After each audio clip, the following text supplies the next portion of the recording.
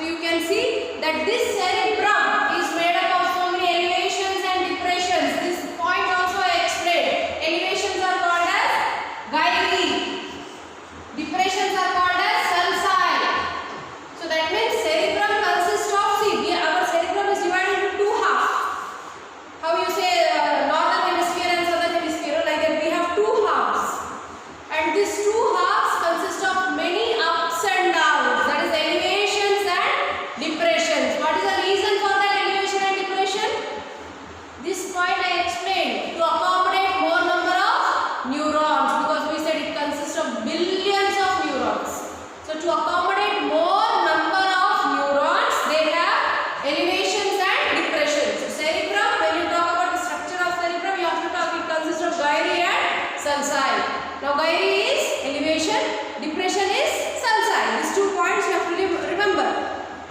And its function, seat of, look at page number 101, seat of mental abilities, controls thinking, memory. Now if you remember yesterday's class, that is on Friday, what we talked about brain, that means you have a good memory.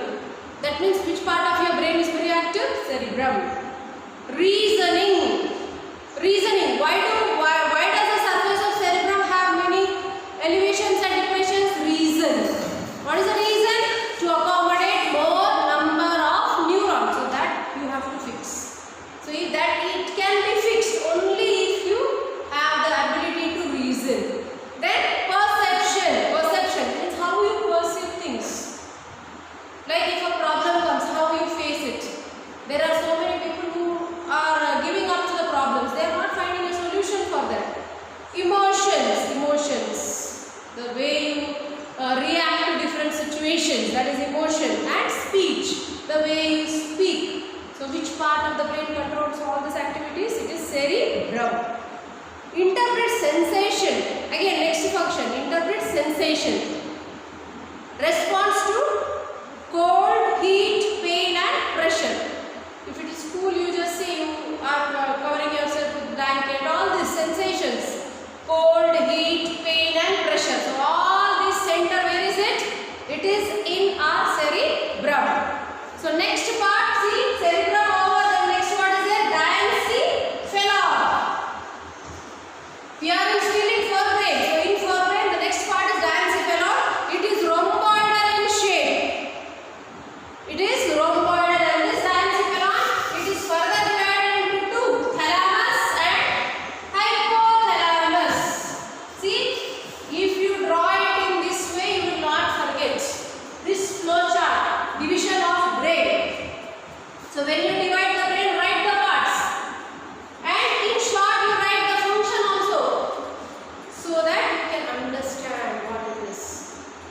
So now diencephalon further divided into thalamus and hypothalamus.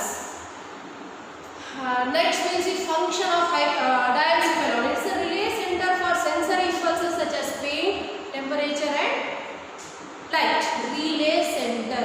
Relay center means understood. Some message has to reach to the brain. So from where it will reach, it will come from the sensory organs and it will pass up to brain. And who is carrying that is the part of diencephalon. Second, reflex center for muscular activities. Center for emotions such as anger. See, sometimes you feel very angry. When you get angry, which part of the brain is giving you that signal is nothing but diencephalon. Next, center for water balance, blood pressure. So your blood pressure is maintained in proper way. Normal blood pressure.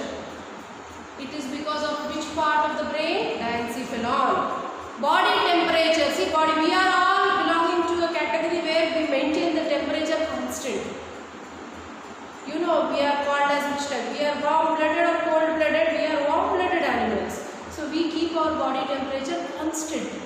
That means if it is freezing temperature, cool outside also, our body remains warm. If it is too hot also, our body remains warm. Because we are which type of animals? We are cold-blooded animals. While fishes are not cold-blooded, they are warm-blooded. Fishes are cold-blooded. So humans are which blooded? I was checking whether your brain is working or not.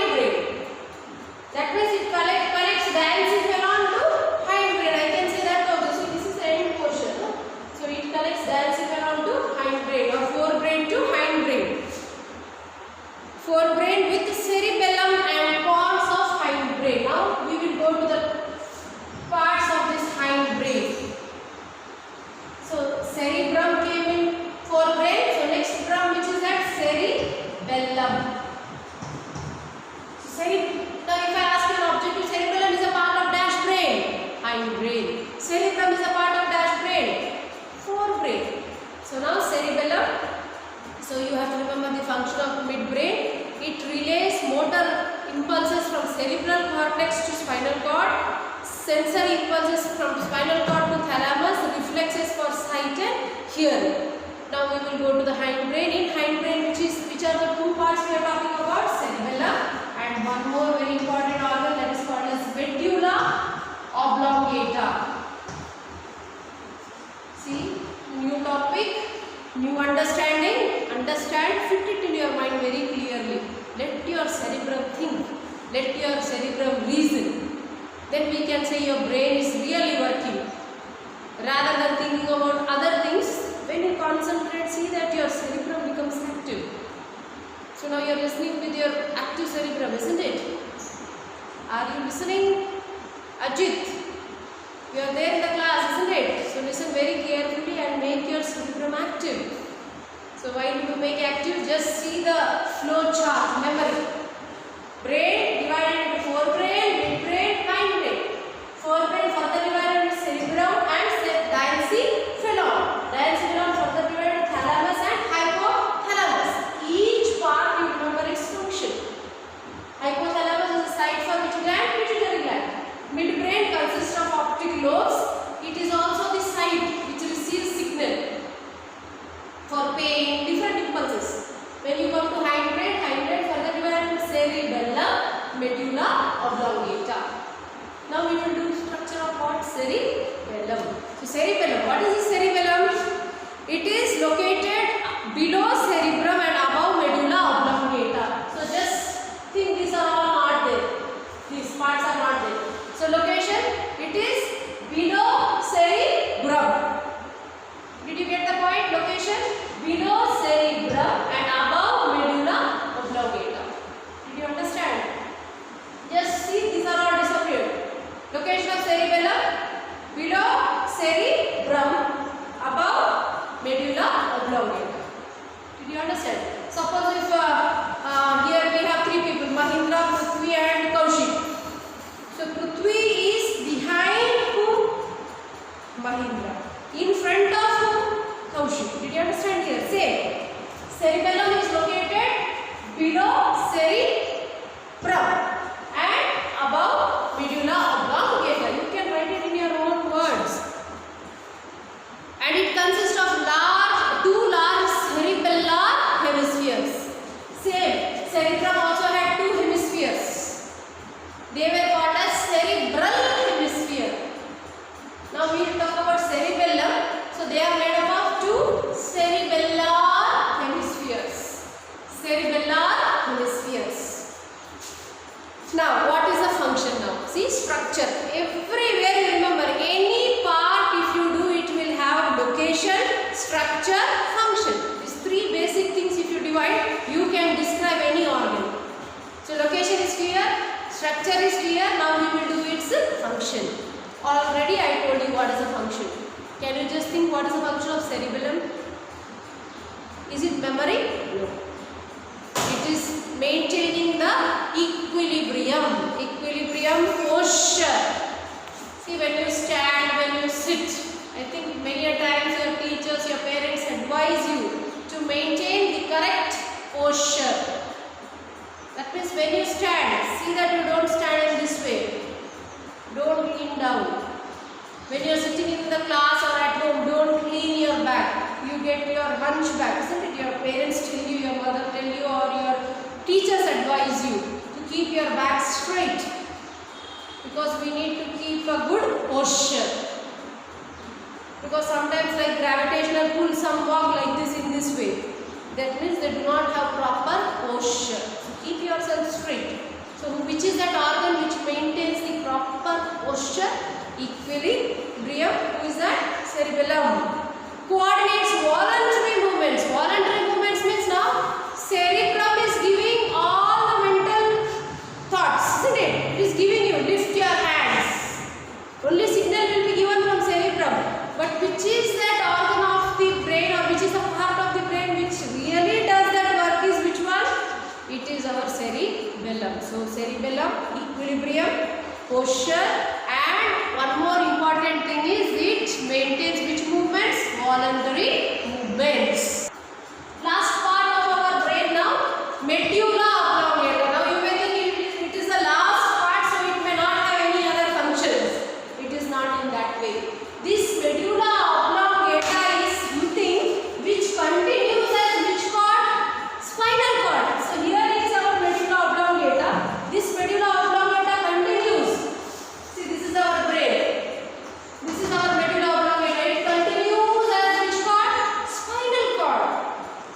So medulla oblongata also is an important part of the brain. The last part of our brain, medulla oblongata, and it is in which shape? You know, it is in triangular shape.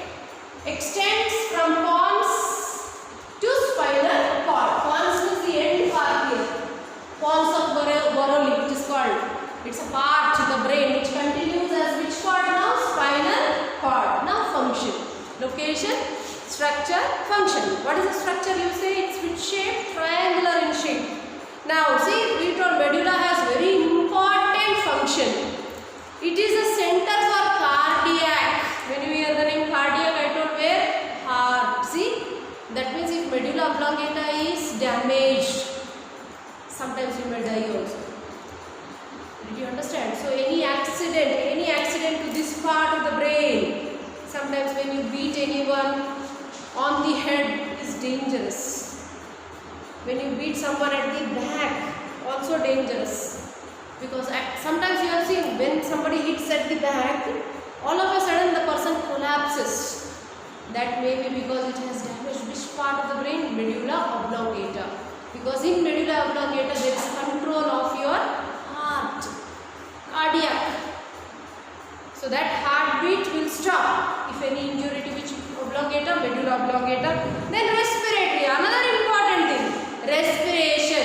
If your respiration also stops, you die. So medulla oblongata, it may look the last part, but very vital properties or very vital important function is being carried out here. And vasomotor activities. Now what is the meaning of here? Vasomotor. This is a scientific word now. What is the meaning of this vasomotor? This vasomotor is nothing but when your blood flows in which vessels? Blood vessels. So we call it as which type of circulation? Closed type of blood circulation. We are having closed circulation. So in closed circulation there is blood vessel, and this blood vessels flow is in the blood flow is in the blood vessel, and when it is flowing, who regulates that work is called as vasomotor. So dilation of blood vessel is called as which motor activities? Vasomotor activities. And who controls that? That is our medulla oblongata. So did you understand? The diameter of the blood vessel is controlled by which activity? Vasomotor, and vasomotor is controlled by medulla oblongata. Another important thing, coordination while swallowing. When you swallow the food, when you swallow the saliva, understood? So this work is controlled by which part of the brain? Medulla oblongata. Coughing, when you cough, that is also under the control of medulla oblongata. Sneezing, vomiting. See, during this time, coughing, pandemic time, coughing, cold, high temperature, very dangerous. Because they say they are the symptoms of COVID-19. But not all coughs are COVID-19. So this was the structure of what? Brain. So now after brain, after medulla oblongata, we have to study which part? Spinal cord. So this spinal cord is nothing. It connects the brain. It connects the brain to the different nerves. See? Spinal cord connects brain or carries the message from, see, look here, if you look at this diagram, you can tell. It carries the message from brain and transfers it to what? Nerves. So now we will see again, when we started spinal cord, we have to see the structure, location, structure, function. These three keywords you keep in your mind. Now when I say location, where is it located? At the back. In our which column? Vertebral column. You know vertebral column. So we are all called as vertebrates. This backbone, this presence of backbone, we call it as what? The group is vertebrates. So now location, tell me, it extends from which medulla oblongata? It extends from medulla oblongata and continues to the back, not front portion, back portion. At the back. Back of what? See? Stomach. This is our stomach. Back side, back of the stomach. That region is called as the lumbar region. So this lumbar region consists of what? Spinal cord. Location over. Location over. Now, what is next point? Structure. Now